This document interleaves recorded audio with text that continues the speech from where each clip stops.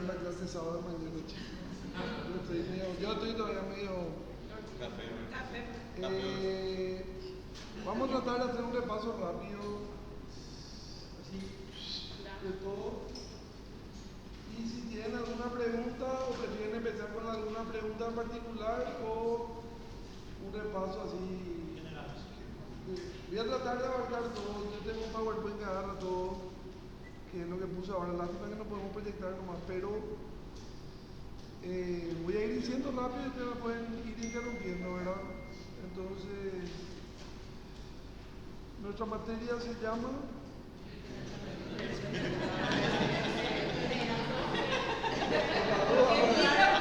Acá, por si alguno se equivoca en materia, no me digo.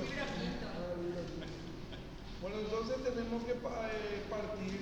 No voy a entrar en la parte histórica, pero voy a hablar del impacto de la Convención de los Derechos del Niño en el proceso penal juvenil.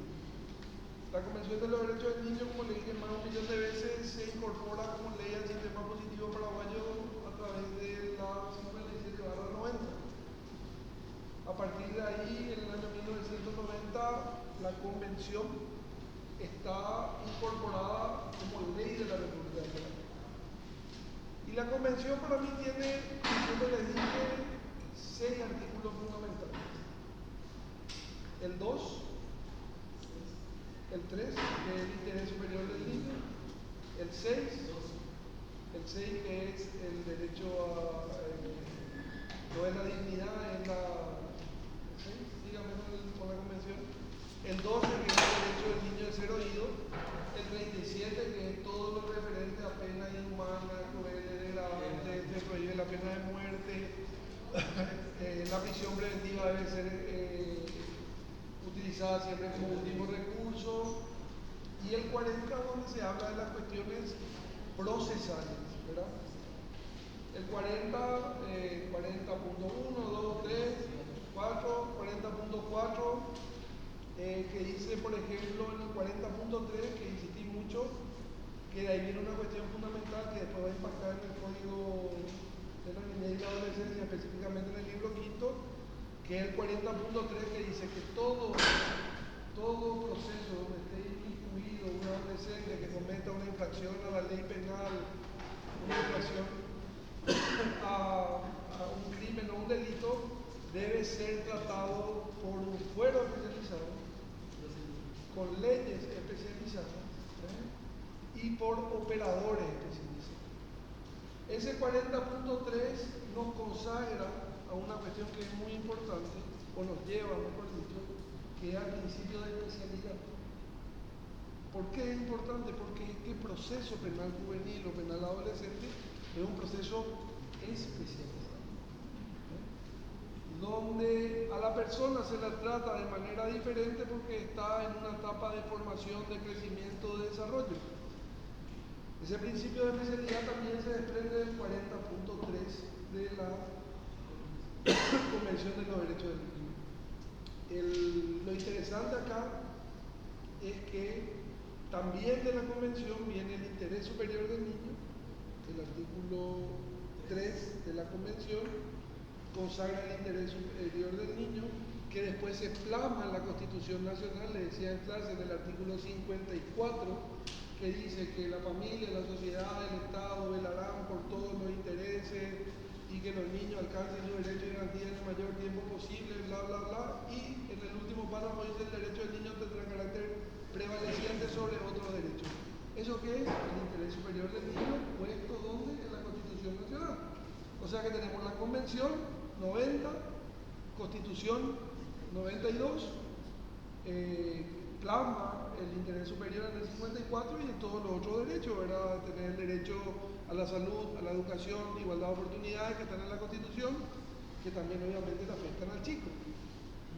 Pero si seguimos dentro del marco de la Convención, también la Convención consagra un principio muy importante que está en el 5 de la Convención y también se refleja un poco en el 12, que es la autonomía progresiva. ¿Por qué un fuero especializado? Porque ese chico va creciendo. Vos a un chico de 5 años no le metés preso, porque él no sabe contar está mal, no sabe que romper una vidriera está mal, no sabe que tal cosa está mal. Entonces lo que dice la Convención es: de acuerdo a las condiciones de esa persona que se va desarrollando, ¿verdad? Eso se llama autonomía progresiva. Y ese principio de autonomía progresiva rebota en una cuestión fundamental que se toma en el 194 del Código de la Niñez y la Adolescencia, en el libro quinto, que es una cuestión medular, que es la responsabilidad penal pública. Y dice el segundo párrafo del 194, la responsabilidad penal no solamente se adquiere con la edad. ¿Cuál es la edad? La edad para la responsabilidad penal. 14, 17, 13 y 4.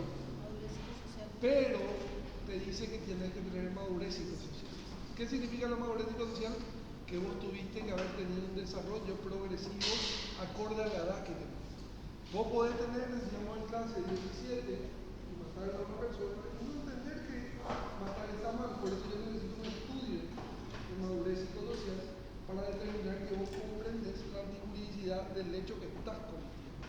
Eso también viene de la Convención de los Derechos del Niño y nosotros lo agarramos muy fuerte, pero vamos a ver acabadamente en la parte del código. La convención, como les decía, fue tratado más rápido, más rápido se ratificó en todo el mundo, que tiene más suscriptores, está suscrito por más de 190 países. En este momento yo recuerdo solamente Estados Unidos fue el único país que no firmó la Convención de los Derechos del Niño. Después la mayoría de los países del mundo firmó.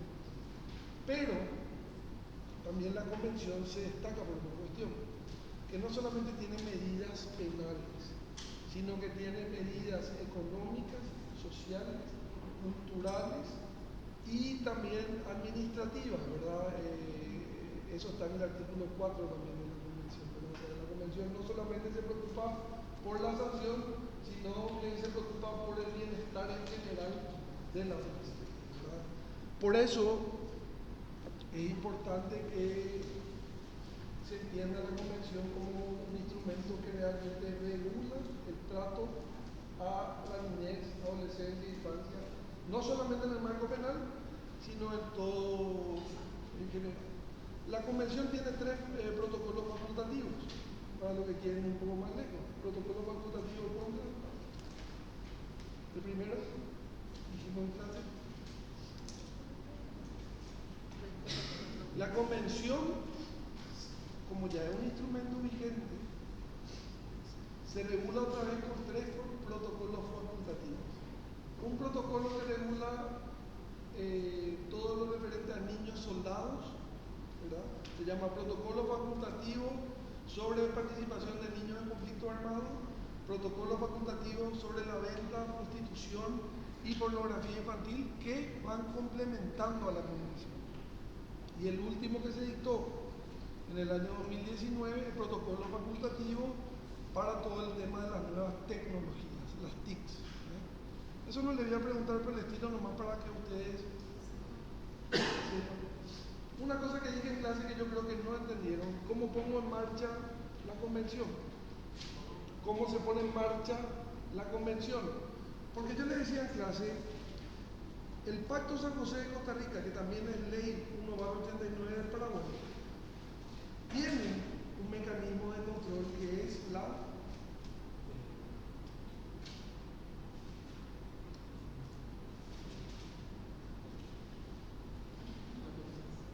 Corte Interamericana de Derechos Humanos. Si ustedes leen la convención, no tiene un órgano, no tiene una corte donde va a sopesar el cumplimiento de lo que dice la convención, ¿verdad? O la falta a la convención. Pero está el Comité de los Derechos del Niño.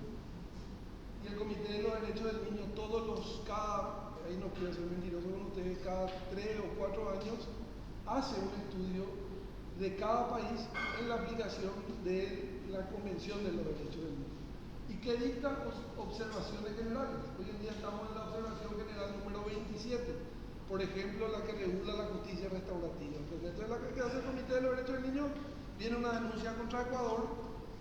Evidentemente Ecuador no va a participar en el análisis del caso, que tampoco tiene fuerza de una corte, pero sí de un comité, y ven la denuncia y van sacando observaciones del manejo de la convención. La mayoría de los problemas siempre son en la parte penal. ¿Por qué? Porque hay malos tratos, porque hay tortura, porque no hay división de adolescentes, varones con mujeres, niños castigados, pena de muerte para adolescentes. Lo que pasó un poco en Paraguay ahora hace poco, que quieren aumentar las penas, ahora quieren este tema de pena indeterminada, qué sé yo, y bla. Y eso va todo contra estos instrumentos internacionales. ¿Para qué no vamos? Eso que sostiene, por ejemplo, en la parte juvenil, porque ahora también está para los adultos a 90 años quieren aumentar la pena, es contrario a lo que establece la Convención en su artículo 37. Así no. Sí. Así no. Es contrario al artículo 37. No sé, tenemos que romper la Convención y después volvemos a, no sé, otra cosa. Pero esto sí es interesante y voy a ser muy rápido. La convención se complementa con nuestros instrumentos, pero yo solamente 4 le voy a preguntar en el examen, que son las reglas de Beijing, la directriz de Riyadh, las reglas de La Habana para adolescentes privados de libertad, reglas mínimas de las Naciones Unidas para adolescentes privados de libertad y la convención. Esos son los 4 instrumentos que conforman, porque le van a preguntar en la mesa, según la doctrina de la protección integral. ¿Qué es la doctrina de la protección? Y la doctrina de la protección integral viene de estos 4 instrumentos, donde el adolescente pasa a ser ese famoso objeto que todo el mundo repite como loro y pasa a ser un sujeto de derechos. ¿Y de dónde? De la convención, de las reglas de Beijing. Ese es el bloque de la doctrina de la protección integral. ¿Por qué doctrina? Porque viene de estos instrumentos que cambian el paradigma y se deja esa situación irregular y se pasa a ser una persona que tiene los mismos derechos que el adulto, ¿verdad? Y a ver, dame más diferencia. Más diferencia.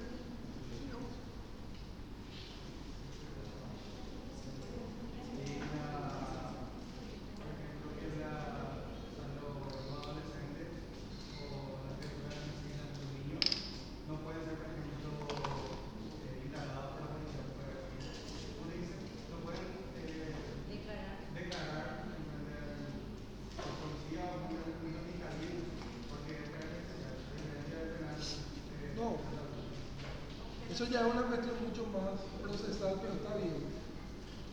El tema de la doctrina es, se deja de lado un paradigma anterior que era niñocentrista.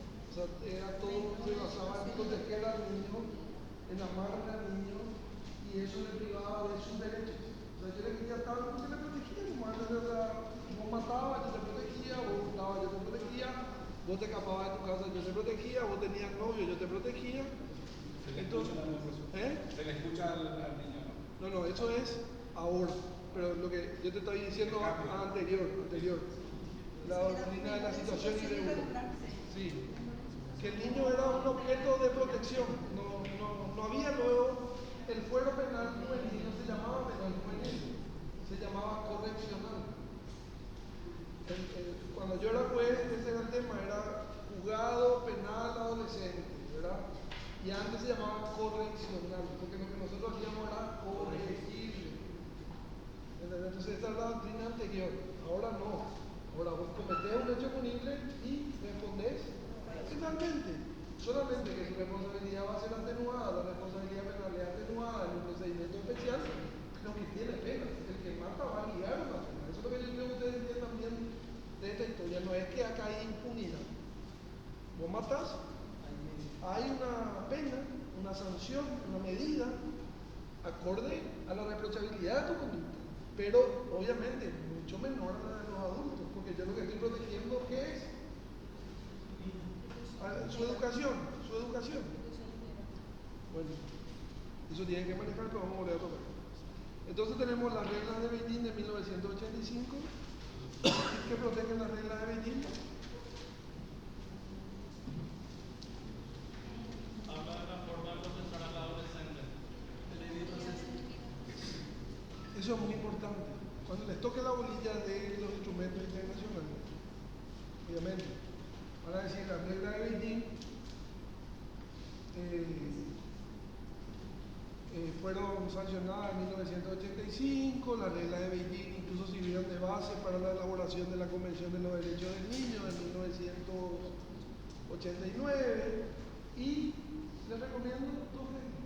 Por ejemplo, la regla 11, donde habla de la remisión en la regla de Beijing. En la regla 11 se habla de la remisión, que es remitir al adolescente a programas comunitarios fuera del sistema penal, palabra más, palabra menos.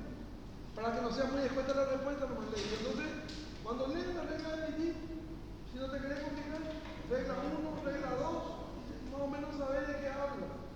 Porque es correcto lo que dice la compañera, el compañero, sirve para procesar la forma del procesamiento con la garantía y los derechos del niño, ¿eh? Pero lo importante es conocer las reglas. Ahora no vamos a poner a hablar de todas las reglas, pues son muchas y no vamos a terminar. Lo mismo con las reglas de Riyadh de 1990, que es de la prevención. Entonces es sumamente importante ahí hablar de la prevención. Entonces me dice, la regla 2.2 dice que la familia, la sociedad debe trabajar de manera integral a los efectos de que el adolescente evite ingresar al sistema penal. O sea, una regla, dos reglas, algún conocimiento de la regla. Lo más importante que esa regla sirve para prevenir la delincuencia juvenil, pero algo del contenido. Lo mismo con las reglas mínimas de las Naciones Unidas para para los adolescentes privados de libertad. Obviamente regula la forma del tratamiento del adolescente que está privado de su libertad. Y ahí es muy fácil el pilotaje, porque ahí tienen que tener una cárcel que se llama centro educativo, tienen que estar separados adultos de menores, condenados a procesados, tiene que, como leímos en la última clase, tiene que tener el reglamento, se les tiene que explicar cómo es el sistema de visita, bla, bla, bla. Todo eso viene de dónde? De la regla de La Habana, de la protección del adolescente privado de libertad, ¿verdad? Esos serían los 4 instrumentos.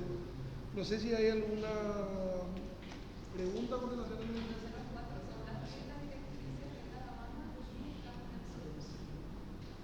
Y a eso ya te tiro un tip para la parte histórica, que ese es el bloque de la nueva doctrina de la protección integral. De la doctrina de la protección integral. Cada instrumento tiene otra vez, si querés entrar en ese campo, cada instrumento tiene su antecedente. La Convención de los Derechos del Niño tiene su antecedente en otro instrumento que se llama Congreso de las Naciones Unidas para la Protección de los Niños de 1948 y ahí va. Pero eso ya no dice, no vamos a entrar en eso. Entonces, reglas mínimas del 85, les puedo decir la regla 2, la 5, la 6, la 1, que son las que yo suelo citar. Después las directrices de Riyadh tienen todo lo que es la prevención de la delincuencia juvenil, directriz 1, 2, 3. Y en cuanto a la convención ya le dije los artículos más importantes. Obviamente el interés superior del niño, el derecho a ser oído, el 40 y el 37 es lo más interesante siempre que se puede citar ahí. De la convención. Esos son los 4 instrumentos. De la regla de La Habana y regla 11-12. Pero vos elegís la que a vos te pasa. Vos lees por lo menos una vez y lo que más te queda o que te lees, no vayas a complicarse lo mismo. Bueno, rápidamente, ¿por qué la justicia penal especializada? ¿Por qué una justicia penal especializada? Justamente nace este instrumento por el principio de especialidad. Por el principio de especialidad, tienen que tener jueces especiales, leyes especiales. De ahí nace el principio de especialidad. Nuestro sujeto especial. Es una responsabilidad diferente a la del adulto. eso tiene que ver con la ley especial. O sea, cuando vos decís tener una ley especial, un proceso especial, un operadores especializados, pues ya está englobando eso. La comisión de un hecho punible por parte de un adolescente debe ser un asunto especializado de justicia penal juvenil. En primer lugar, no se le puede sustraer al adolescente a un proceso de adultos. O sea, yo no le puedo decir porque mató, violó, como se planteó en el caso ese que analizamos, el que ocurrió con el Oviedo, que saquémosle del fuero penal y metámosle en el fuero de adultos por no. Un proceso especializado, por la edad, por la condición de persona en desarrollo, está creciendo. Lo que tienen que entender bien ahí nomás es lo siguiente, que viene de la convención, que viene de estos instrumentos internacionales. Y insisto mucho con esto, porque me parece que no insistí mucho, es que no es una cuestión de impunidad, no es una cuestión de derecho blando, de un derecho, sino que es un derecho justamente especializado que va dirigido a esa persona especial, donde vos buscas un fin resocializador educativo, y algunos le agregan restaurativo. Entonces, si yo digo esto es educativo, es resocializador, es tal, y te meto 30 años en cambio, no cumplo mi crimen, ¿entendés? Entonces, por eso es importante comprender que esa especialidad también viene como norma o como fundamento de la Convención, del Pacto de San José de Costa Rica, de las reglas de Beijing, de las observaciones generales del Comité de los Derechos, de la observación general número 17 del Comité de los Derechos de la Comisión Interamericana. Pero lo importante es entender de que este sujeto es diferente a la otra, es diferente, tiene una concepción diferente. Entonces ahí que tenemos, deben intervenir policía especializada, jueces especializados, defensores especializados, fiscales, jueces de ejecución especializados, cosas que no se cumplen, Entonces obviamente es medio caré el tema del proceso especializado del adolescente, porque por ejemplo yo juez especializado la atendía bien, pasaba a un juicio oral y la atendía a un tribunal de adultos y prácticamente le juzgaban como un adulto, ¿entendés? No le podían dar la pena 30 años, pero le trataban en el proceso como un adulto, ¿verdad? Pero los tribunales son especiales o son especializados.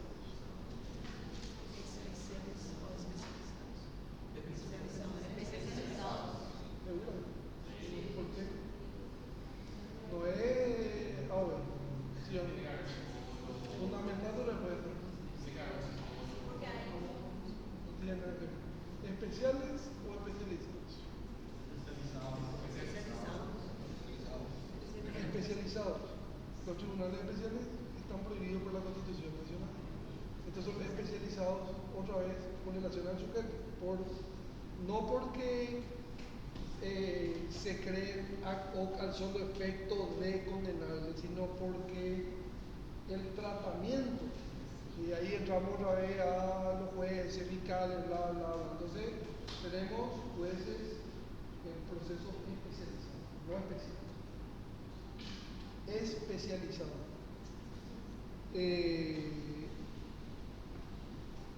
A modo de conclusión, el derecho de una tutela judicial especializada reconocida por el CNA y los instrumentos internacionales no tiene plena vigencia en la práctica en nuestro país. ¿Por qué?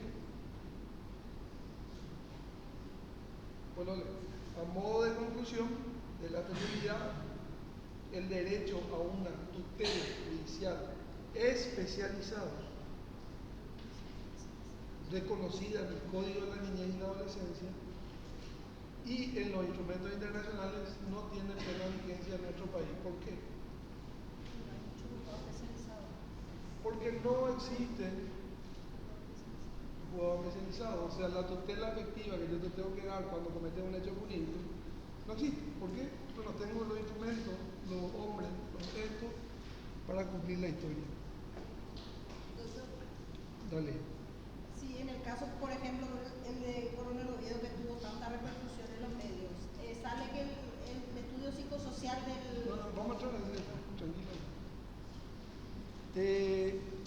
Para acortarle, yo le pasé esto a usted, este cuadrito, y entonces acá tienen situación irregular, protección integral. Cuando le toque la pregunta de protección integral a situación irregular, pensaba que esto y esto, ya está.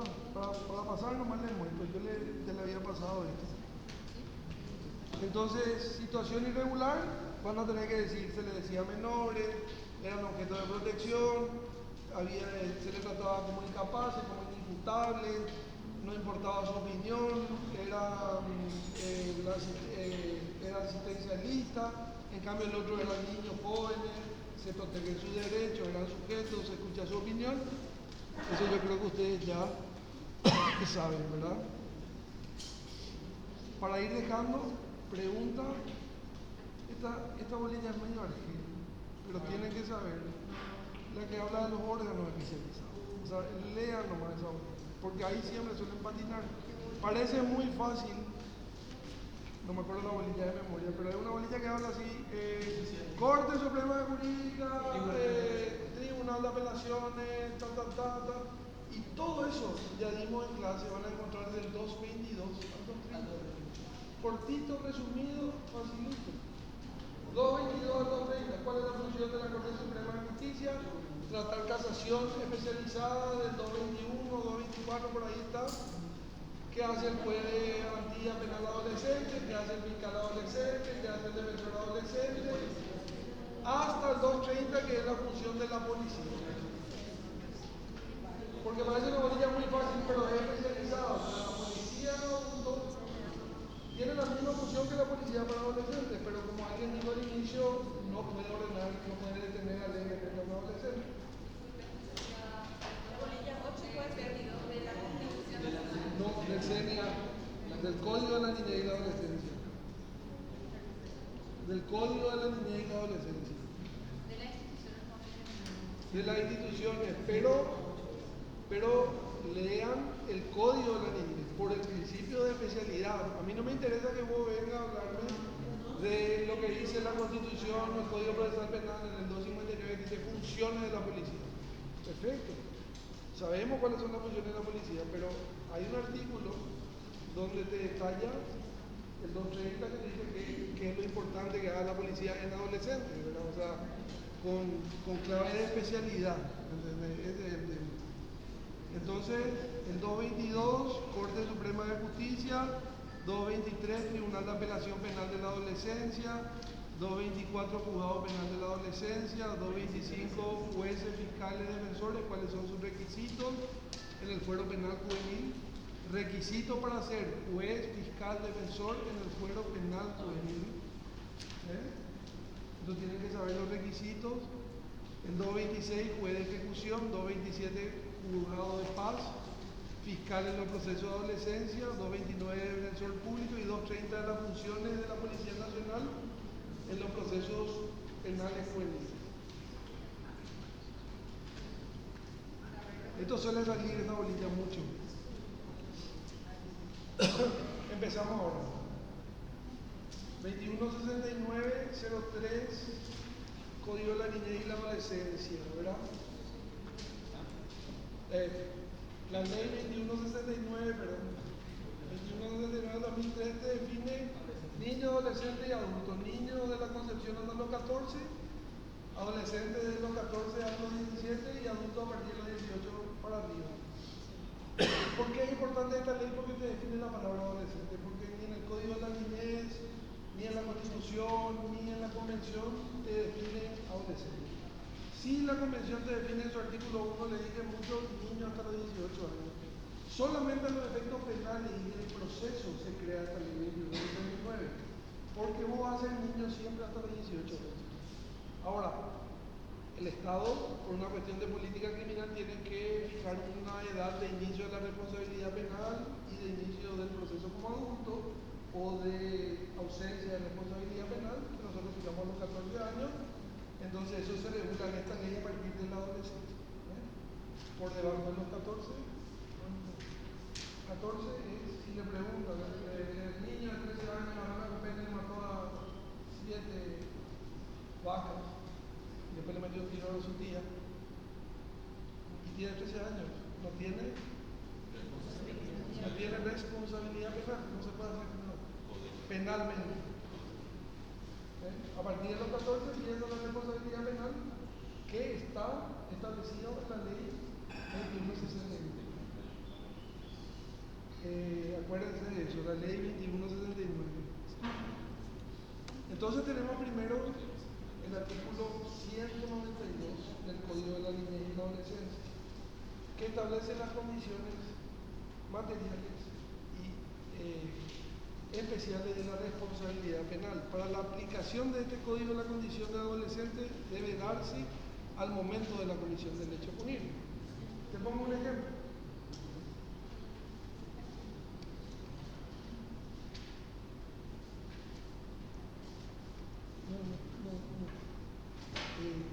¿Qué significa eso? Que tenemos que tener en cuenta el artículo 10 del Código Penal, momento de la comisión del hecho punible. Si vos tenías 17 y mataste, cometiste un homicidio a los 17, pero se te agarró a los 19, ¿se te va a juzgar como adulto o como adolescente? Se va a tomar el momento de la comisión del hecho. Siempre el momento de la comisión del hecho. Se construye desde el momento que vos cometiste el hecho. Si vos cometiste el homicidio a los 13 y se te agarró a los 15, no pasa nada. Vos seguís amparado por la ausencia de responsabilidad penal porque al momento de la comisión del hecho vos eras un niño. Entonces, el libro quinto solamente se va a aplicar entonces ¿cuándo?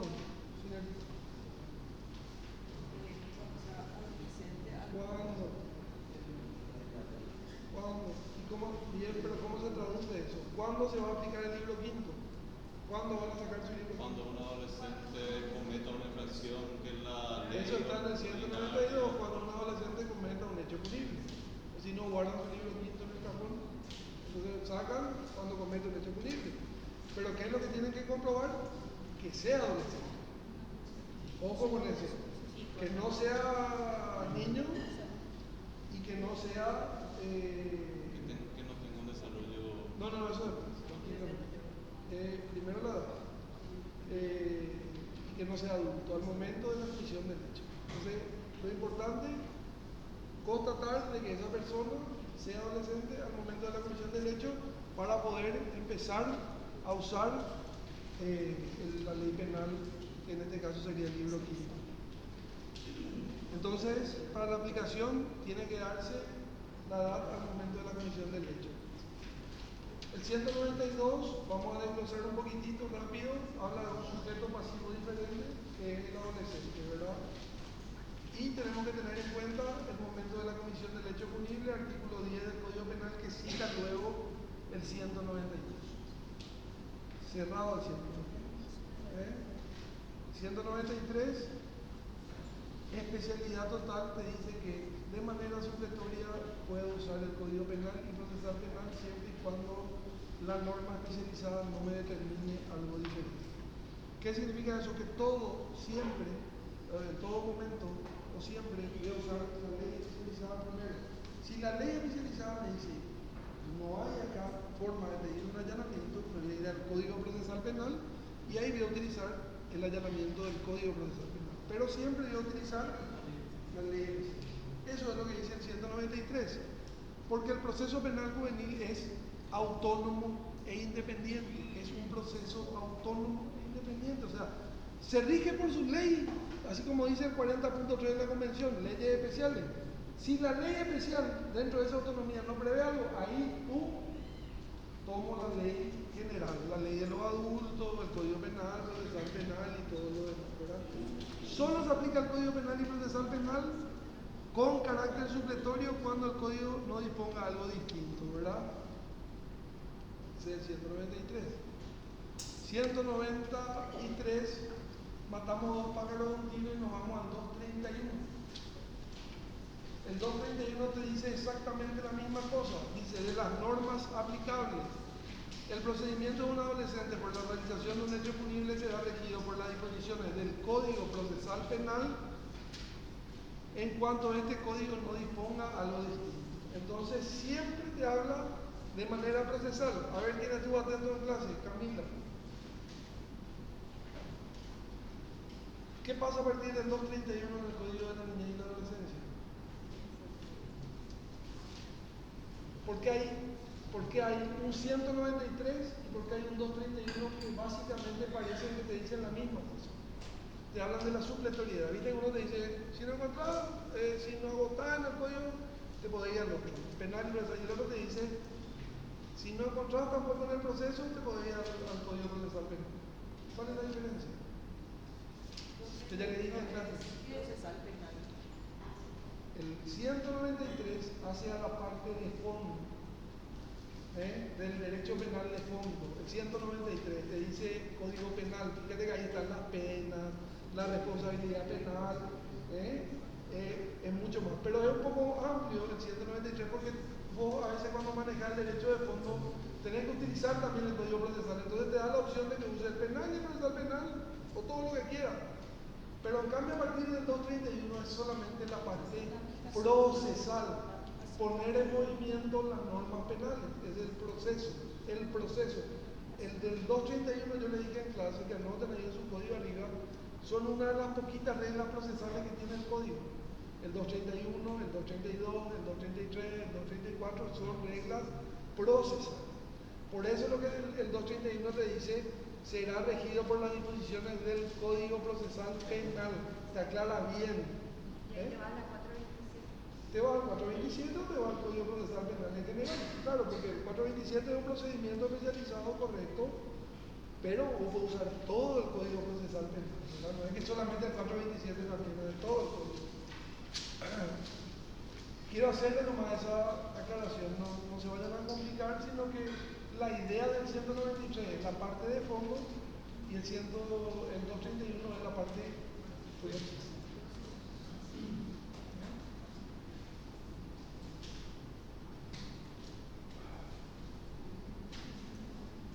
Y esta norma determina la supremacía del Código de la Niñez y la Adolescencia en la medida que el derecho penal y procesal penal lo contradigan. O sea, siempre supremacía del Código de la Niñez. En este fuero, por ejemplo, en el fuero penal adolescente, ¿verdad?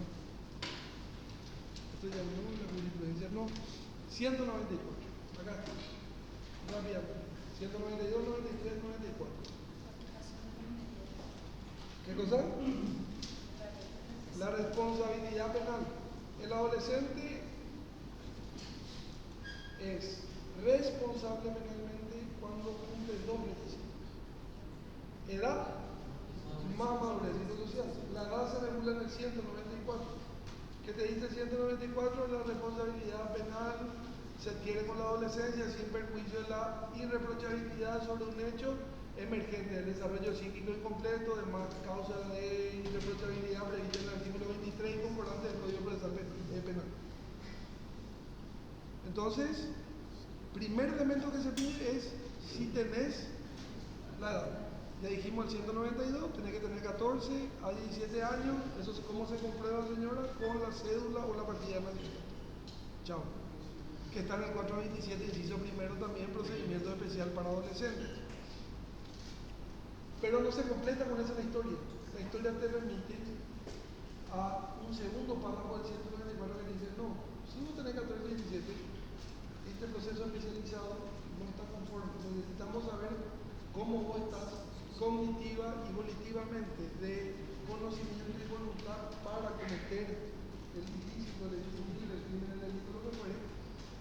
Y entonces te ordena a que al momento de la comisión del hecho, no después de un año, después de 5 años, no después de 6 meses, al momento un órgano especializado tome la madurez psicosocial. Un equipo psicológico, socioambiental, vean si esta persona tiene un desarrollo cronológico acorde de su edad y tiene la capacidad de comprender qué es lo que realmente comete. Una vez que nosotros decimos este adolescente tiene madurez psicosocial y tiene la edad, ahí recién tiene responsabilidad penal, porque eso le van a preguntar, ¿quién mide esa responsabilidad penal? Los equipos interdisciplinarios, psicólogos, trabajadores sociales, psicopedagogos, pueden poner psiquiatras, incluso abogados, ¿verdad? Que son los encargados de realizar estos informes, donde a través de pericia psicológica, visita, lo que sea, se van a demostrar que este adolescente, al momento de la comisión del hecho, tenía la madurez psicosocial, y ahí recién sos responsable penal. Vos podés tener 17 años, pero tener la edad mental de un chico de 9 y no tenés madurez psicosocial, y pasás a ser irresponsable penalmente. Por más que tenga la edad, se tiene que dar de manera conjunta. Y ahí viene la pregunta, ¿quién hace eso? Los equipos interdisciplinarios, psicólogos, trabajadores, les vuelvo a decir. ¿Y qué pasa si se le hizo después de 8 meses y se demostró que tenía uno? Porque el código 194 te dice al momento de la expresión de hecho. Entonces nos caían en eso de que no, acá lo hicimos después de 6 meses, 6 años, ¿verdad? Pues sí. Ahí se va a demostrar si vos podés afrontar o no el proceso. Sí. Y como usted dijo, en el caso de que la trama no se pueda, ahí entonces ya se tiene que destruir. Ahí no hay responsabilidad, ¿verdad? O sea, si bien es cierto, hablamos mucho de eso en la clase, incluso vino la psicóloga del jugador. Siempre se va a tratar de maquillar, porque vos tenés un caso grave, un homicidio, un robo agravado, un abuso sexual, tráfico de droga, y es difícil. O sea, hablando, vamos a hacer en el juicio oral, lo hacemos después, pero en la realidad ya no sirve porque no se te tomó al momento. O sea, no te vas a ver nunca cerca del hecho punible cuál era tu condición, ¿verdad? Entonces, no, o sea, si tu pregunta es si vale, no vale, no se puede hacer. Y la consecuencia, ¿cuál va a ser? Dijimos en clase haciendo una construcción, que ahora está de moda construir, interpretaciones jurídicas y sabiendo que tomar la omisión o tal cosa y tal cosa y tal, eso no dice el código, pues se va construyendo de uno.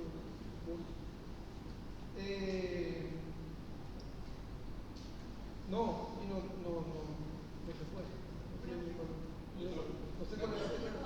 Lo que pasa es que cuando si uno no tiene el estudio de madurez social en el momento del juicio oral, es nulo, ¿verdad? Sí. Entonces, ¿qué pasa si a uno se le agarró, qué sé yo, un delito, ¿verdad? No me dio mientras era menor de edad, se le agarró 2 años, como se le agarró 25 años. Ahí se prorrogó la competencia juez, número uno, entonces te va a tocar el juez especializado. Y ya pasó el momento de la comisión del hecho, entonces ya se presenta ya de ese estudio y no es necesario porque ya queda, ¿verdad? No, eso se da, y es muy buena tu pregunta, ya me hiciste en clase esa misma pregunta.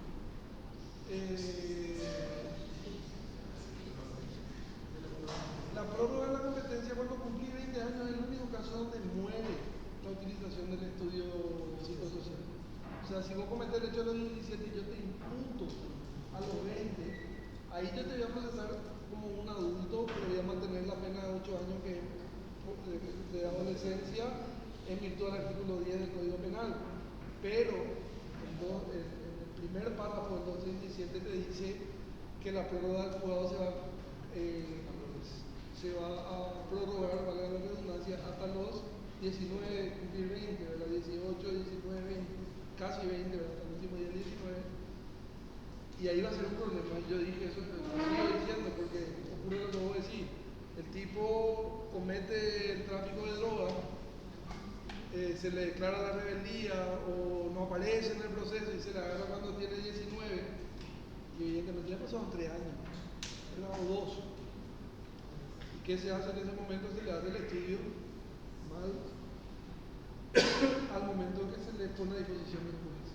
Porque ya no puede retrotraer el tiempo hasta. Pero entonces sigue siendo obligatorio. Sigue siendo obligatorio. Hasta los 20 es obligatorio, solamente digo. Pero también, ahí también volvemos a la construcción, que eso es mucho más favorable para Chile. O sea, imagínate, podemos discutir que tenga o que no tenga el estudio, a lo mejor si vos sos buena abogada vas a conseguir incluso el sobrecimiento porque no se hizo en tiempo, no se hizo en momento, la carga no se le puede imputar al procesado, el Estado tiene la obligación, el aparato de persecutor y todo lo demás. Pero el hecho de que vos estés en el proceso penal juvenil ya te da luego flexibilidad, te da muchas salidas totalmente diferentes, o sea, ya es luego, o sea, me parece a mí mucho más positivo. O sea, ese adolescente que es tratado como adulto a partir de los 20, eso se le va a tratar igualito, solamente que la pena es lo único que tiene, hasta las medidas cautelares son más fuertes. Pero es interesante.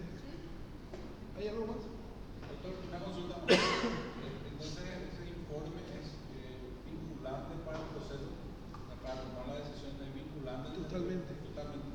Por El eso juez le- no puede apartarse de lo que diga. No, porque el juez no es perito, el juez no es perito, ese es un trabajo que viene de un arte, de una ciencia, de un conocimiento especializado, entonces yo no me puedo apartar y decir, por eso este es un fuero interdisciplinario. Por cada juez penal de la adolescencia tiene un psicólogo, un trabajador social ahí en su juzgado. Profe, pero no le pueden imputar antes de ese estudio, ¿verdad? No, ya hablamos antes de esto, claro que se le imputa. Sí. Lo ideal, dijimos en clases, sería en un futuro mágico que se le haga, pero el ahí, ¿quién tendría que hacer el estudio? La fiscalía. Y acuérdate que la imputación no es una sospecha, o sea, es todo un tema. Yo creo que lo que va a pasar acá es que va a desaparecer. Creo yo, ¿verdad? O sea, creo que sería lo mejor que desaparezca la movilización. Y nos quedamos con el primer párrafo del 194 y agarramos lo referente al 23 del Código Penal que está establecido en el primer párrafo del 194 y te dedicas ahí al trastorno mental, porque el trastorno mental, uno de los presupuestos, sin tomar trastorno mental como locura, así como loco, porque no hace falta el loco, ¿verdad? De la gente que tiene problemas. Dice el desarrollo psíquico incompleto o una perturbación de la.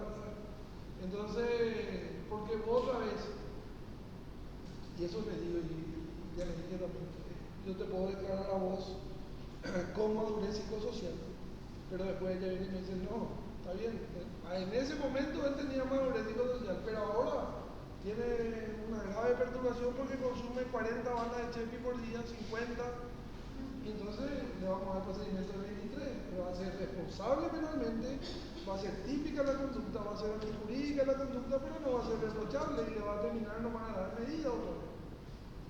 Me parece que es diferente otra vez, pero calculo que se le puede a lo mejor sacar este estudio. Calculo, ¿verdad? Digo, ya dije luego también. Bueno, y si no tenés la madurez psicosocial, se te envía a programas comunitarios, a la academia, si no tenés madurez. No es que se te deja de darle como la gente dice, se te deja de darle, no. Se le puede enviar al cuidado de la niñez para que se le dé una medida cautelar, para que se le interne, para que. ¿Esos son ejemplos de educación? Artículo 34 del Código de la Niñez. Entonces acá lo medular, dominar cómo se configura la responsabilidad penal, madurez, más edad, dónde se define la edad, qué es la madurez psicosocial, qué se estudia en la madurez psicosocial, cuál es el trabajo de los equipos interdisciplinarios. ¿Por qué se llama equipo interdisciplinario? Porque interactúan, como decía el compañero, con el juez, no son multidisciplinarios. Antes se decía equipo multidisciplinario. Tenía tu psicólogo, le hacía el test, le hacía la entrevista, pero el juez valoraba o no. Ahora es inter, se conecta, se tiene que tener en cuenta. Por eso son equipos interdisciplinarios, que trabajan juntos. Eso tiene que ser. O sea, madurez psicosocial, las funciones del psicólogo, trabajador social, tienen que saber bien. Que parece que yo le pasé en alguna de las láminas durante la clase, creo. Y no pida menos malidad suya. Después tenemos el tema de las medidas. O sea, 195, que es crímenes y delitos que se rigen como el artículo 13 del Código Penal, si no me equivoco, ¿verdad? Delito, hecho punible que tenga una pena inferior a 5 años y crímenes más de 5 años. En nuestro caso sería 4 años porque 4 años es nuestro delito hasta 8 años, ¿verdad? Después tenemos el 196 que nos habla de las medidas. No nos vamos a complicar acá. Eso dimos mucho en 200. Vamos a ir directo en 200. Medidas socioeducativas. Son prohibiciones y mandatos que el juez regula a los efectos de alcanzar los fines educativos. ¿Por qué prohibiciones y mandatos? Porque tienen que leer las reglas del 200, como les decía en clase, y algunas que prohíben hacer ciertas cosas Y otros son mandatos que te dicen, te vas al colegio, tenés que estudiar, tenés que ir tal. Las medidas socioeducativas tienen una duración máxima de... Lo digo aplazado.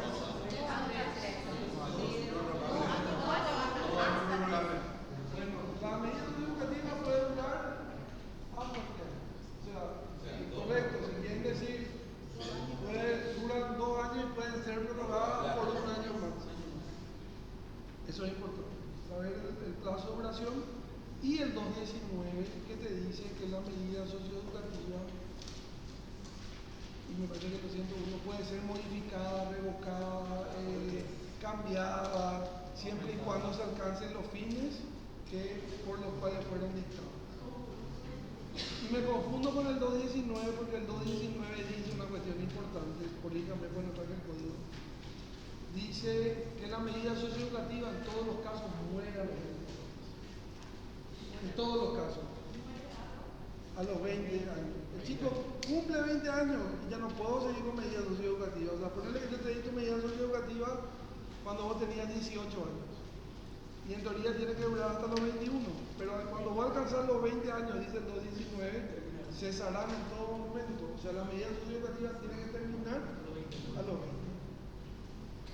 Y es una sanción, es la sanción más importante, la medida socioeducativa.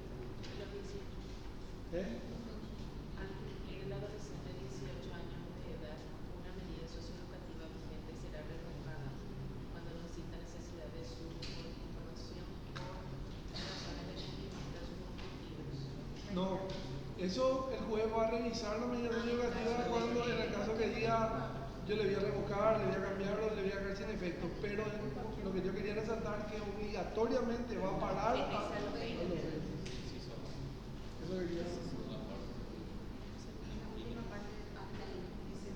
Eso es en cuanto a las medidas socioeducativas.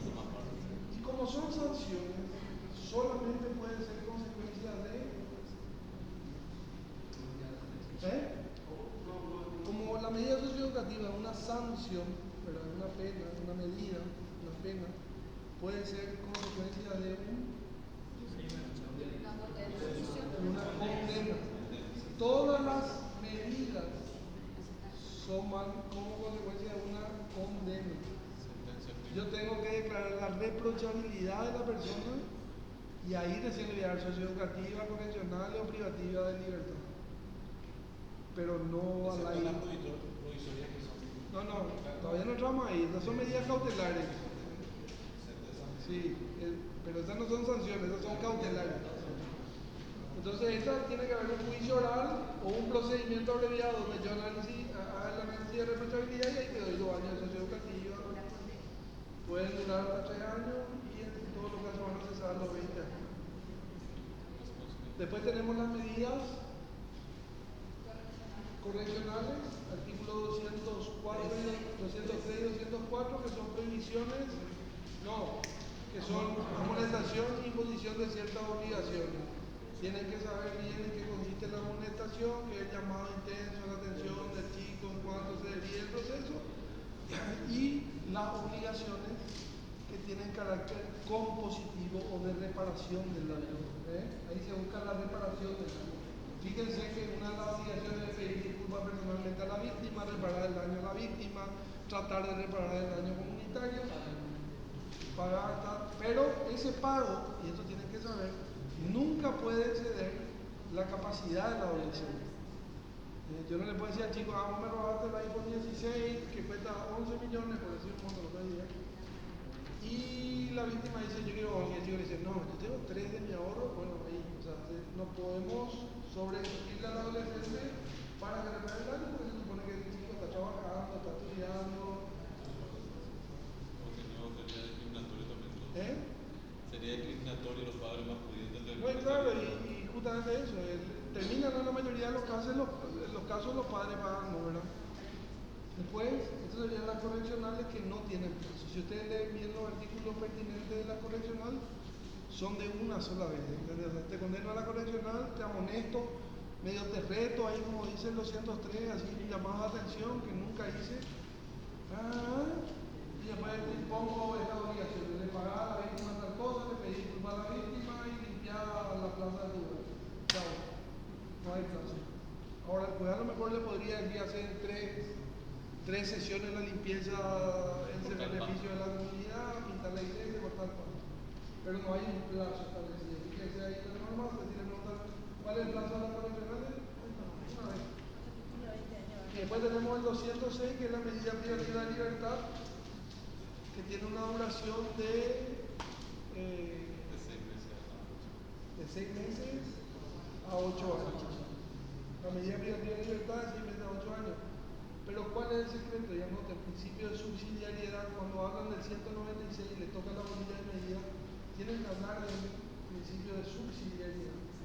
Que primero tengo que analizar la posibilidad de aplicarle las socioeducativas, decir por qué no son suficientes, después decir por qué no son suficientes las correccionales, y por último, por un principio de subsidiariedad, decir, bueno, ya no hay más nada que hacer con este chico, le voy a aplicar la medida privativa de libertad. Pero son de último recurso las medidas privativas de libertad.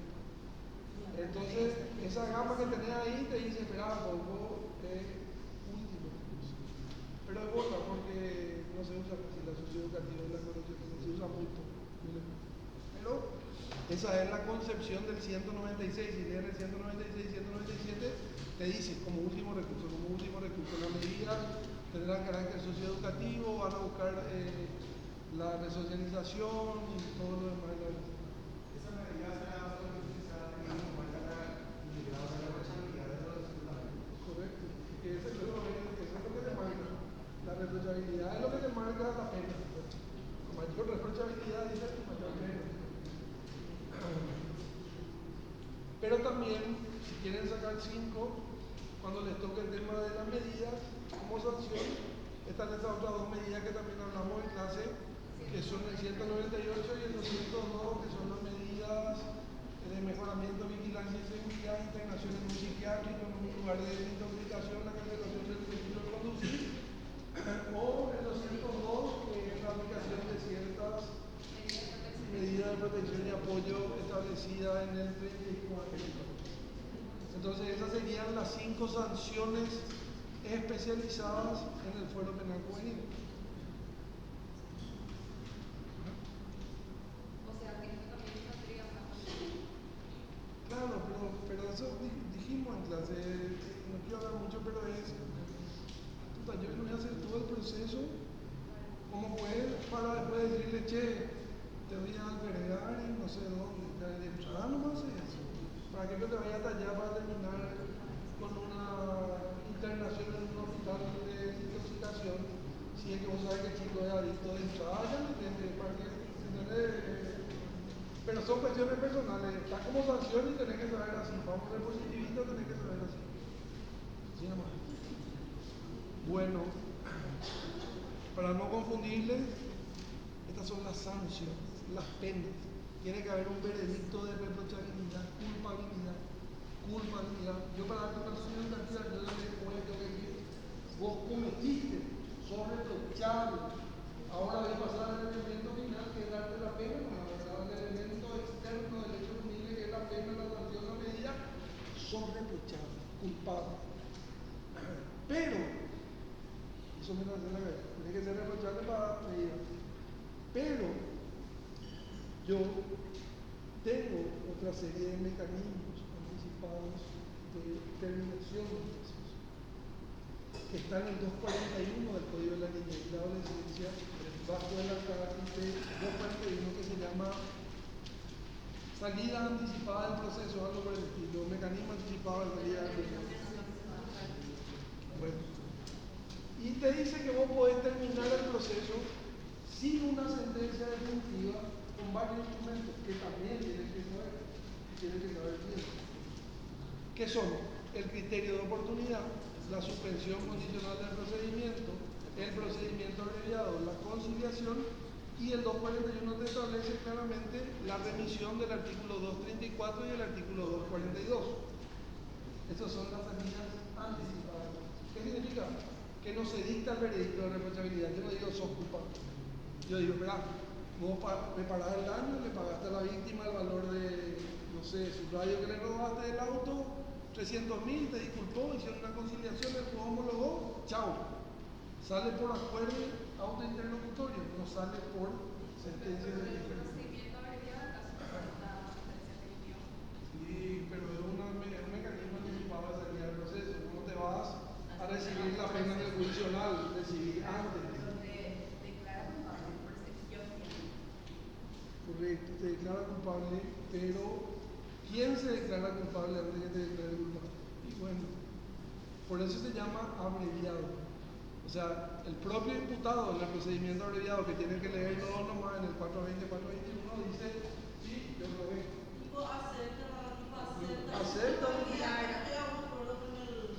Acepta su culpabilidad y acepta la pena.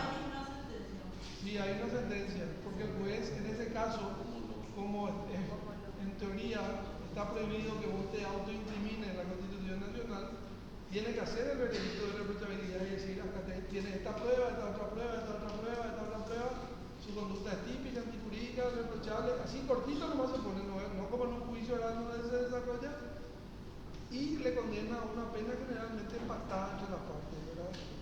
Pero lo importante es que es un mecanismo de salida anticipada.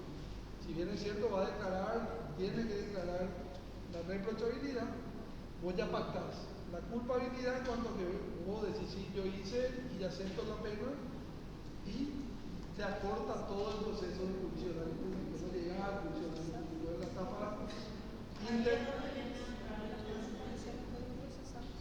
esa es la suspensión de la ejecución de la condena, no te vayas a confundir. El procedimiento abreviado se puede plantear hasta antes de la audiencia preliminar. En cuestión de delitos menores, los normales no vienen a la víctima. No, porque si es delito menor, no va a ser un abreviado, va a ser una suspensión condicional. Claro, suspensión condicional. Después, o sea, hay antes y después la sentencia de... No. ¿Entiendan bien? Acá, yo te imputo investigación, acusación 347. En vez de acusarte, yo pido la conciliación porque vos arreglaste con la víctima, le pagaste. Pido la suspensión porque vos reparaste o trataste de reparar el daño, admitiste el hecho, y entonces te doy la suspensión. Pido el abreviado porque vos dijiste, yo cometí el hecho, quiero un año de condena con suspensión de la ejecución de la condena, o pido una revisión porque se dan los presupuestos del artículo 234. Todo eso, salida anticipada que te evita llegar al juicio oral, se tiene que definir en la audiencia preliminar. Y el requerimiento tiene que ser en vez de la acusación, en vez de que el fiscal te acuse y diga, yo tengo elementos documentales, periciales, tal cosa, para demostrar tu culpabilidad, yo ya planteo nomás esta suspensión condicional. Y en la audiencia preliminar se sustancia la suspensión condicional y no se llega al juicio oral. Ese es el fin de la salida anticipada del proceso.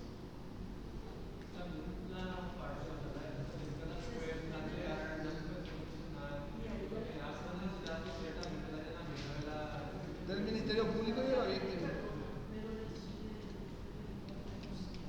Lo importante de la salida anticipada es que siempre tiene que haber acuerdo y reparación del daño. Eso yo dije en mi tesis. Siempre tiene que haber reparación hasta el criterio de oportunidad, porque vos robaste, no sé, un pedazo de rabadilla del BI que cuesta 80.000 y es bagatelario y te van a dar un criterio de oportunidad. Dice el último inciso del 19, tiene que reparar el daño. Siempre tiene que haber una reparación del daño en la salida anticipada del proceso, o tratar por lo menos de repararlo. Pero, ¿qué pasa con esa salida anticipada? No implica culpabilidad, no se dicta un veredicto de culpabilidad. ¿Entendés? O sea, vos cumplís la suspensión, se extingue. Vos cumplís el criterio de reparar, se extingue. Vos cumplís la remisión, se extingue. No hay condena, excepto en el abreviado. ¿Está? Estas son las salidas anticipadas del proceso. Entonces yo le hice hacer un cuadro, le hice hacer en clase. Y lo mismo en la regla. Que dice que admita el hecho que tenga un marco inferior a 5 años y que el abogado compruebe que lo hizo libremente. Claro, pero eso tenía que figurar ahí. Para el procedimiento abreviado. Y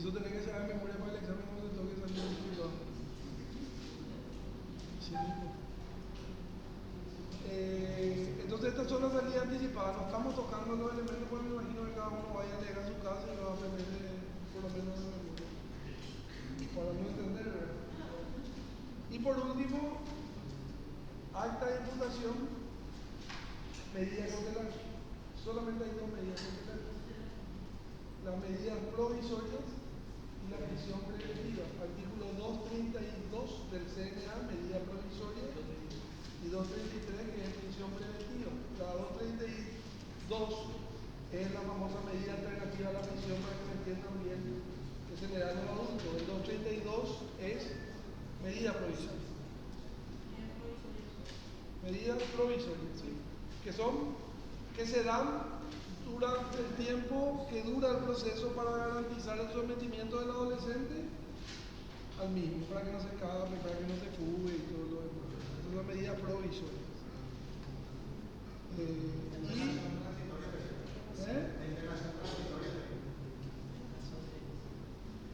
Y la medida provisoria puede ser cualquiera, tampoco son obligatorias que se den, ¿verdad? O sea, el 2 te dice la internación en un hogar adecuado, que tiene que ser la familia, que no es la cárcel, ¿no? Porque son medidas de libertad. Pero, por ejemplo, una pregunta que sí o sí le voy a hacer, ¿cuál es el fin de esa medida provisoria? Porque decimos que la medida cautelar no tiene un fin en sí mismo, ¿verdad? Pues la medida cautelar lo único que precautela es que uno te escape ni te sustraiga del proceso. Por eso el tipo que está preso por medida cautelar siempre dice que está juzgando una pena anticipada porque tendría que estar en libertad una vez que desaparecen los presupuestos de fuga, obstrucción y todo lo demás, ¿verdad? Pero el este adolescente es diferente al adulto, sí tiene un fin. Porque la medida provisoria te dice el 282 que se tiene que garantizar las prestaciones básicas y la educación del adolescente. Entonces, como este es un proceso educativo, desde que inicia la medida cautelar, esa para que no te escape, para que no te sustraiga del proceso, el Estado, llámese Poder Judicial, te tiene que ver tu educación, no te digo darte, así, pero ver que vos estudies, que tal cosa, y si no tenés prestaciones, darte las prestaciones básicas.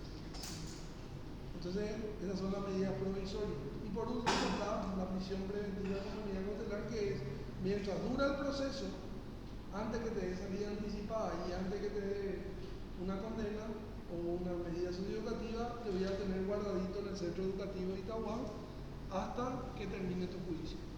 Pero esa prisión preventiva en adolescentes, si leen el 283, también tiene que ser utilizada como último recurso para el periodo más breve posible.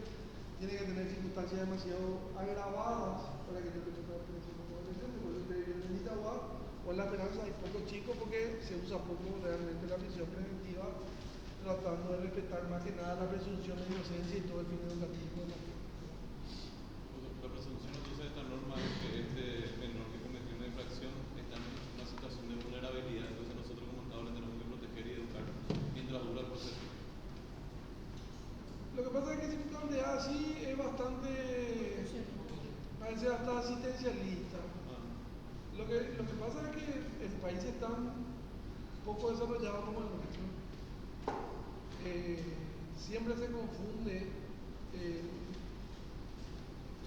las prestaciones del Estado con lo que el derecho penal te tiene que dar. O sea, vos más o menos lo que yo le decía, nunca te vacuné, pero sí estoy para castigarte. Nunca te di un pan, pero el Estado sí está para meterte preso, ¿verdad?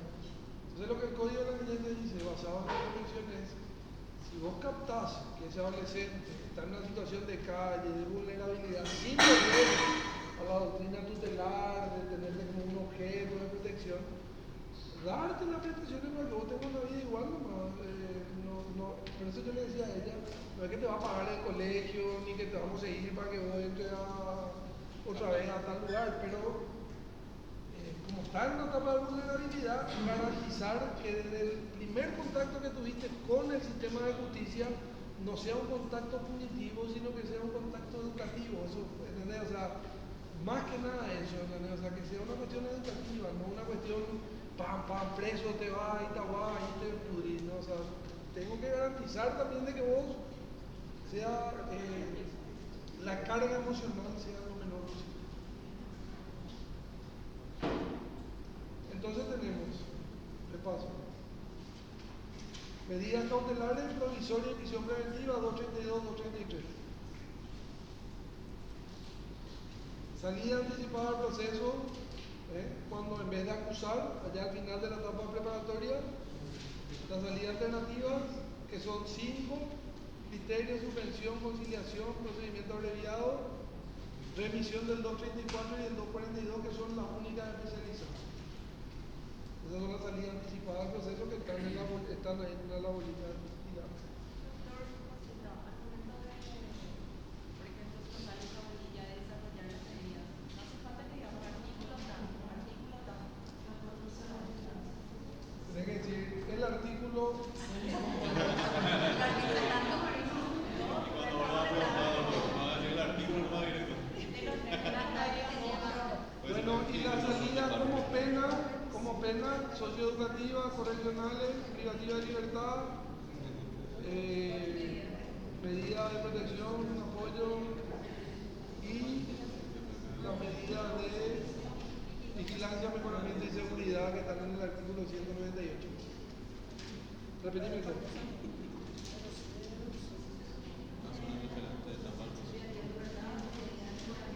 Acuérdense, todas estas medidas son diferentes.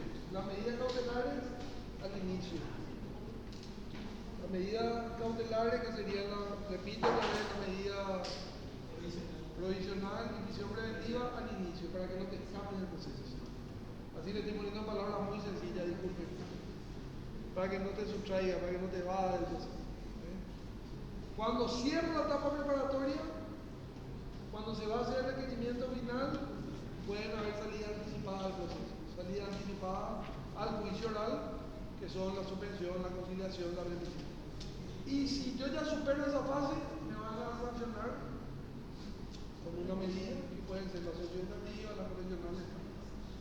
Lo que tienen que saber es qué significa.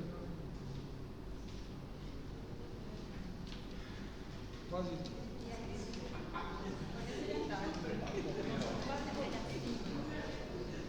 Entonces,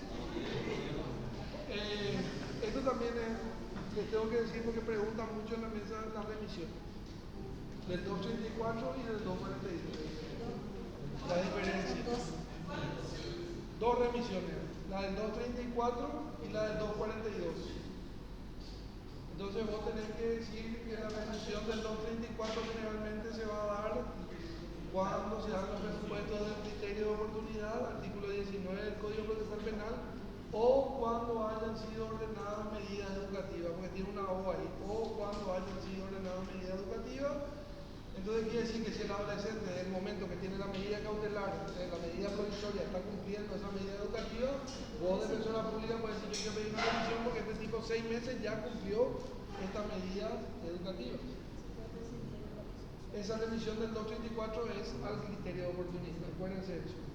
Y después tener la revisión del 242, que es más compleja, que te habla del marco penal, que dice hechos punibles que no superen los 2 años, que dice que tenés que reparar el daño a la víctima, que la víctima tiene que estar presente, que tiene que dar su consentimiento. Una vez que se da todo eso, se remite al adolescente a programa de protección y apoyo, a programa comunitario, y una vez que vuelve, se termina el proceso de revisión.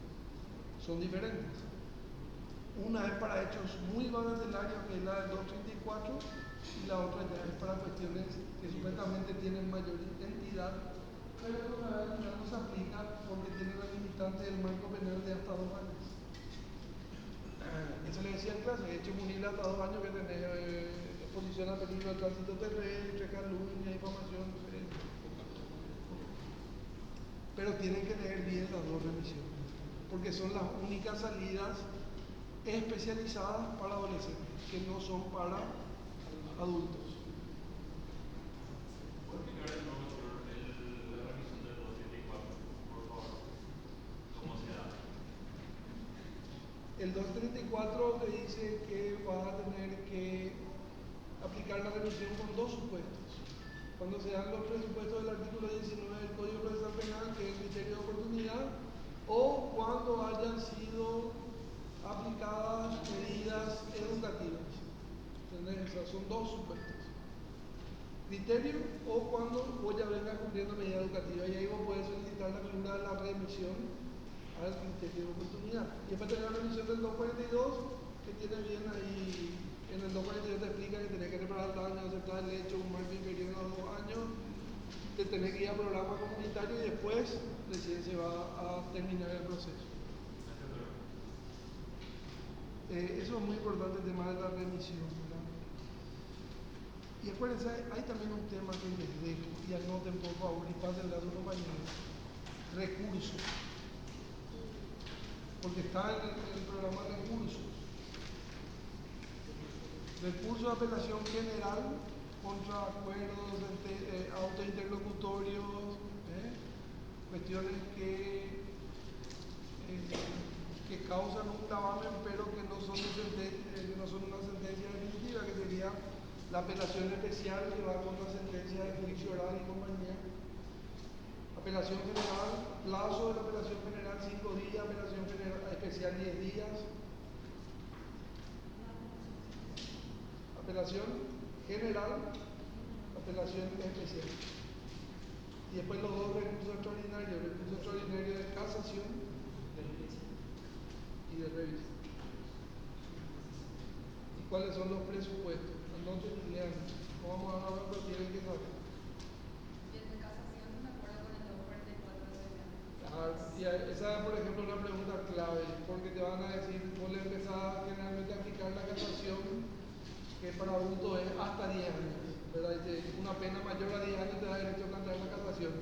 En cambio, en adolescente, el 244 te dice, vos podés plantear la casación mayor a 3 años. Ya hay una diferencia en la especialidad del marco penal, ¿verdad? Entonces, cuando estudian casación, estudien con ese 244. Y obviamente el Código de la Niñez y la Adolescencia, el libro quinto, no tiene nada referente a la apelación general, a la apelación especial, solamente con referente a la casación. El 243 lo dice que va a ser de acuerdo a la propuesta. Claro, pero sí regula la casación, o sea, con esa diferencia. Esos recursos tienen que saber, ¿no? Acuérdense. Y la pregunta es, ¿la casación ante quién? La sala penal. O sea, si es recurso extraordinario. Y revisión tiene que ser una sentencia firme y ejecutorial. O sea, yo le estoy diciendo así rápido nomás para que por lo menos tengan la idea. 237, prórroga de la competencia, que ya saben. Prórroga de la competencia significa que el juez podrá prorrogar la competencia del juzgado hasta los 20 años. Una vez que tiene más de 20 años, justicia ordinaria, pero se mantiene la pena de 8 años. Siempre. ¿Por qué se mantiene la pena de 8 años?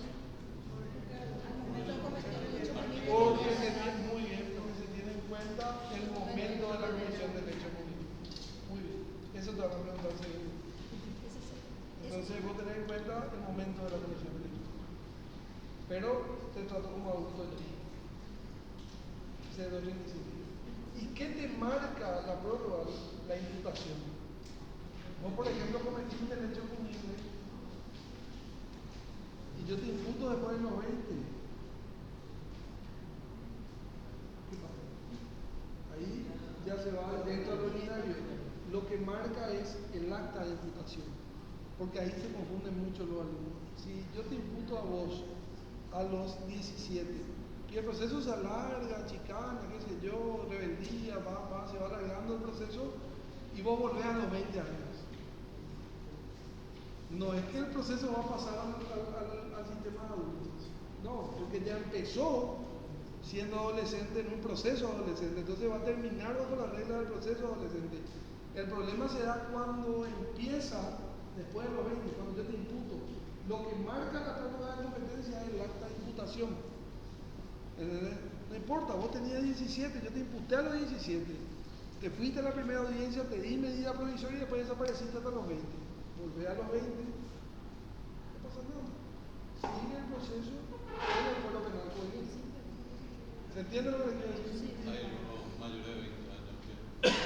Sigue el proceso penal juvenil. Si yo te imputo después de los 20, porque la imputación es lo que va a determinar la aplicación de la prórroga. En ese caso No es que vos cumplís 20 o 24 en el proceso, pues yo tenía adolescente proceso de 24 años. A lo mejor ya prescribió y toda la causa. Ya prescribió, prescripción. Pero como empezó cuando él tenía 17, sigue el proceso penal juvenil ordinario. No es que cumplí 20 y yo le tiro al otro así. En todos los casos, los abogados de ese menor infractor tienen que recomendarle que se entreguen nomás ya antes de cumplir el plazo. Lo ven. Recomendarle que se entreguen para hoy. Hola. Pero sí, pues todas las medidas son Bueno, ¿y no terminamos? Hasta los 20 más de 15 de sí, de que se pueda.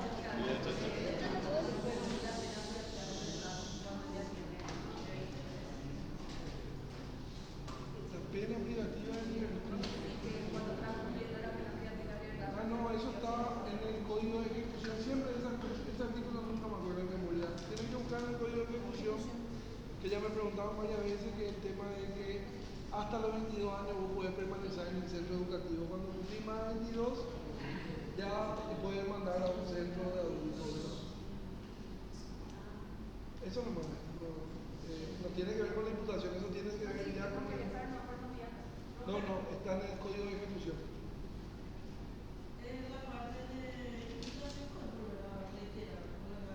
¿Qué cosa de imputación? El tema de la imputación, si a los 17 años se te imputó a los adolescentes y a los 20 se la agarra, me parece bien desde los 17. Sí, correcto. Ahora, si no se te imputó a los 17 años y viene a los 20 se te imputa, entonces se le Pasa al como un momento. adulto pasa, ¿verdad? Sí mismo. Pero se mantiene la pena de 8 años. Lo que marca el acta de imputación, yo te imputo después de los 20 y vos cometiste el hecho teniendo 17, se te va a tratar como adulto, pero se va a mantener la pena 8 años. Pero si te imputas a los 17 y vos seguís sometido al proceso a los 21 o 22, se te va a tratar como adolescente. 237, lee bien el 237, no ahora, esta tarde cuando estudias, el primer párrafo y el segundo párrafo. El primer párrafo es para hasta 20 y el segundo párrafo es pasado los 20. Y lo que te marca la utilización de la prórroga va a ser siempre el acta de imputación. 237. ¿Y no sale de la unidad 16? ¿Qué es? Presupuesto criminológico de la delincuencia juvenil. Esa es el libre albedrío. Esa es. Licencia de pilotaje. No, la bolilla 15 está recontra dada. Auxiliares especializados, el psicólogo, el trabajador social, ahí tienen que lucirse. Este programa se tiene que cambiar en algún momento, pero es lo que tenemos. En la 16 vos tenés todo lo que es la criminología penal juvenil, ¿verdad? Ahí vos podés buscar cómo se forman las bandas, las pandillas, las maras, cómo la afectación económica, la falta de recursos afectan al adolescente en su desarrollo y le determinan hacia factores criminológicos, ¿verdad? Ahí podés hablar también de la pobreza, las cuestiones estructurales, la falta de oportunidades que impactan en una persona que está en desarrollo, y contra eso va esta política de mano dura que tenemos ahora, ¿entendés? Eso es real.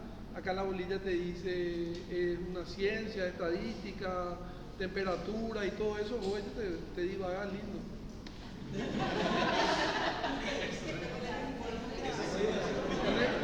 En esa bolilla se puede divagar. ¿Qué pasó? ¿Después? ¿Quién levantó la mano? Dale.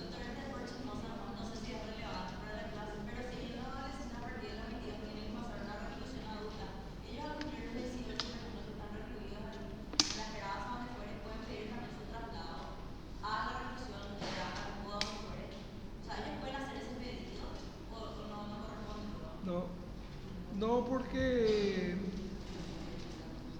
lo que se tiene en cuenta es el interés superior del niño, ¿entendés? O sea, él justamente tiene que ver con esta bolilla. Me pasa que el chico ahora está de moda y le decía, son todos el clan Rotela, todos quieren ser el clan Rotela, el clan este, el clan el otro, y tienen su tío que está en Tacumbú y le dice, yo a Tacumbú, acá vamos a estar todos juntos, yo te voy a proteger, vos vas a ser el cadete de la... Y antes se daba, o sea, sí, se quiere ir, dale si quiere que se vaya a Tacumbú. Sí, por eso también. Y ahora es como que está prohibido, incluso está prohibido ese traslado que ya hablamos también en clase de que alegremente el órgano penitenciario ordene el traslado del chico a Concepción, que la alegue de su familia, porque lo que se busca es que el chico esté cerca de su entorno familiar. Por más condenado que esté, por más...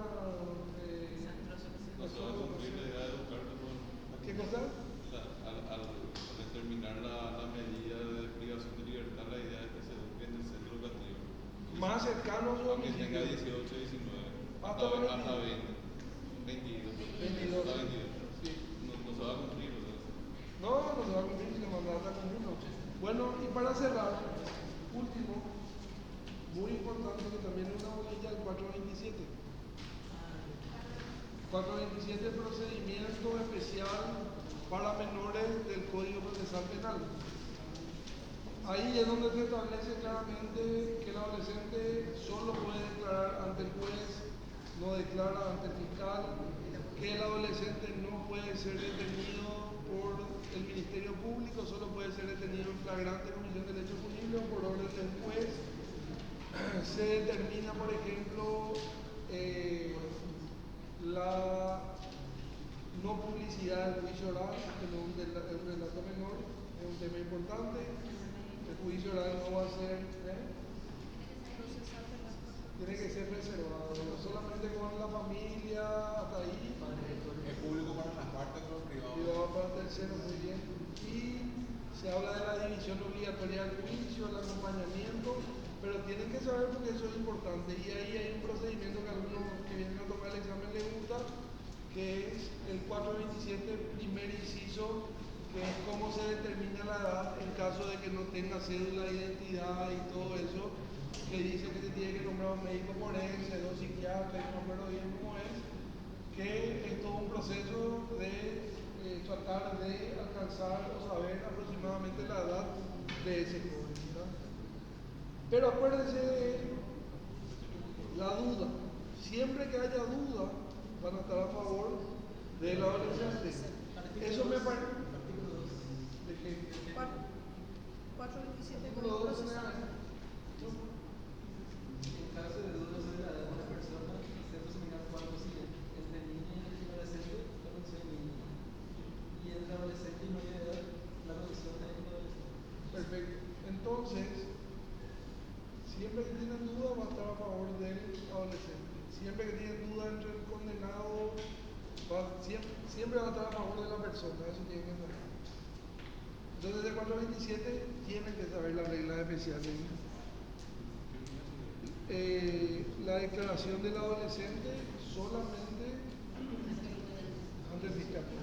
No puede, y el 427 te dice, y eso tienes que saber, está prohibido que la policía le tome declaración. Si la policía le toma declaración, dice el 427, es uno. O sea, la propia norma te dice, se nulifica todo. Chao. Y solamente el juez puede tomar. Solo el juez puede tomar declaración. Y con esto le dejo en serio. El caso de Casapá, ¿qué pasó ahora? Le llamaron mucho a consultar y era muy simpático porque estaba hay un tipo imputado, digo porque no saben, no estoy contando nada secreto. Pero después apareció el hermano también. No sé si vieron que apareció el hermano. Claro. Y la policía sostenía de que el tipo tenía un arañazo en el brazo. Yo les cuento lo que a mí me contaron, no sé si. Pero no estaba imputado. El chico era menor, tenía 16 años, o tiene 16 años. No estaba imputado. Entonces la jueza le llama. Vení un poco, Juancito, acá vamos a declarar. Y él se va, muy bien asesorado por la pinta. Y le dice, no, la verdad que no va a declarar. Te vamos a hacer una inspección de personas. Y acá firmo un anticipo jurisdiccional de prueba. Un anticipo de prueba significa producir la prueba antes del juicio oral y público, porque la prueba se reproduce en el juicio oral y público para que tenga validez. Pero cuando el tipo se está por morir o se está por perder la herida, uno anticipa la prueba y después reproducen en el juicio oral. Y dice el tipo que vamos a hacer un anticipo de prueba y te vamos a registrar inspección de personas porque supuestamente tenía campera y tapaba toda la vida. Y dice, ninguna posibilidad. Yo me niego. Pero se puede negar. Porque tiene que haber una alta imputación, tiene que haber una sospecha sobre un adolescente. O sea, yo no te puedo llamar por más pues que sea. Así te venís a declarar acá, porque te quiero escuchar. Y después digo, no, acá tengo una hora, ¿verdad? ¿En el marco de qué? ¿Entendés lo que te digo? O sea, por eso es importante. Y se armó un desastre también. Por cómo va generando este tema. Que cuando el adolescente le dice no a la jueza, le dice no, porque un adulto no se puede. Vos adulto le decís no al fiscal, te van a atar a un poste y te van a sacar la ropa y te van a sacar la sangre. ¿Entendés? Pero el adolescente se cuida cierta formalidad. Y entonces cuando el tipo le dice no, se quedaron todos duros, no sabían qué hacer, le tuvieron que soltar al tipo.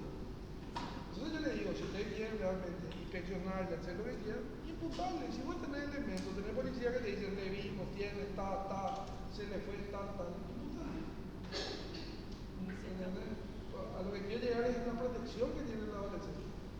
Al adolescente no se le puede inspeccionar así nomás, no se le puede tomar declaración así nomás, tiene otras garantías y otras cuestiones que van a modificar todo el procedimiento.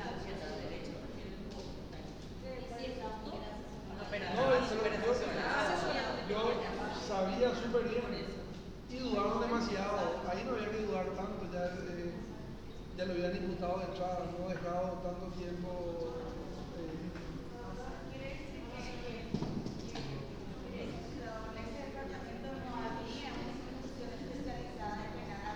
Sí, la jueza pero lo que te estoy diciendo es que el Ministerio Público no le quería imputar, porque decía que no tenía suficiente prueba y quería inspeccionarle por las dudas para buscar si tenía o no la famosa herida. ¿Entendés lo que te digo? Pero ese es un acto coercitivo, imagínate llevar de lugar tras unas declaraciones. No. Lo que pasa es que tenés que entender que a lo mejor es interesante, por eso te digo, la fiscalía dice, ¿para qué yo voy a crear una falsa expectativa? Cada zapata que haga. Entonces voy a imputarle a otra persona, más presión. Entonces, yo lo que entendí que ellos querían hacer es no meter más presión. Confirmar su sospecha. ¿Entendés? Confirmar o no antes de proceder a la imputación de una persona que a lo mejor no tenía nada. Pero lo que pasa es que esa actitud, ese acto era demasiado relevante, un acto coercitivo. O sea, vos te vas a poner tu cuerpo y prácticamente estás declarando. Eso es lo que quiere llegar. O sea, alegremente te va a decir, sí, permítame. Y algo vas a encontrar realmente. No es que hicieron mal, no quiero decir eso, cuando quiero decir eso digo, pero en este caso lo que yo creo es que justamente lo que querían era no seguir tirando leña al fuego, ¿entendés? Porque ya era una cuestión. Querían chequear la sospecha para ver. Claro, porque ahí primero dijeron que era uno, hasta ahora se sostiene que es uno, pero ya hay 3 sospechosos, o sea, es real, se está yendo medio. Es un tema muy sensible.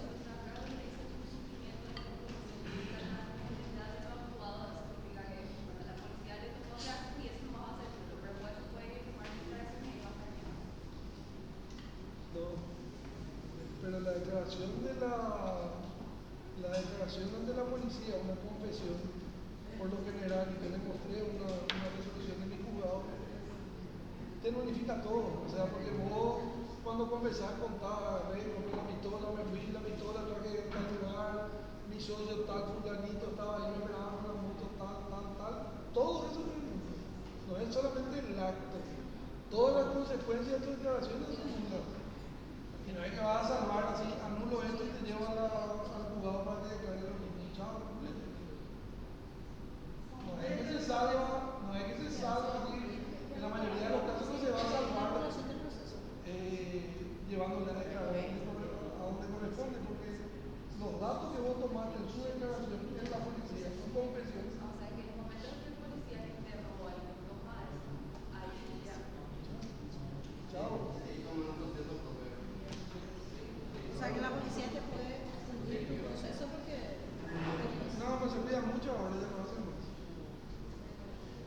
otra cosa? Doctor, ¿sería autorización examinadora? 3.